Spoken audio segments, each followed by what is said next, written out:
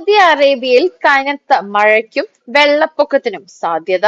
സൗദിയിലെ വിവിധ ഭാഗങ്ങളിൽ ചൊവ്വാഴ്ച വരെ കനത്ത മഴയ്ക്കും വെള്ളപ്പൊക്കത്തിനും സാധ്യതയുണ്ടെന്ന് general directorate of civil defence അറിയിച്ചു.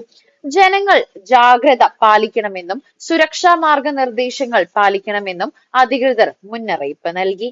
മക്ക മേഖലയിൽ മിതമായതോ കനത്തതോ ആയ മഴയ്ക്കും ആലിപ്പഴം പൊഴിയുന്നതിനും ശക്തമായ കാറ്റ് വീശുന്നതിനും സാധ്യതയുണ്ടെന്ന് ഡയറക്ടറേറ്റ് അറിയിച്ചു. റിയാദിൽ മിതമായതോ കനത്തതോ ആയ മഴയ്ക്കും ശക്തമായ കാറ്റും ഉണ്ടാകും. തെക്ക് പടിഞ്ഞാറൻ മേഖലയിലെ നെജ്റാനിൽ നേരിയ മഴ പ്രതീക്ഷിക്കാം. Medina, Al Baha, Asir, Jazan, central Qassim, Hail, വടക്കൻ അതിർത്തികൾ, കിഴക്കൻ പ്രവിശ്യ എന്നിവയുടെ പടിഞ്ഞാറൻ പ്രദേശങ്ങളിലും മഴയ്ക്കുള്ള സാധ്യത പ്രവചിക്കുന്നുണ്ട്.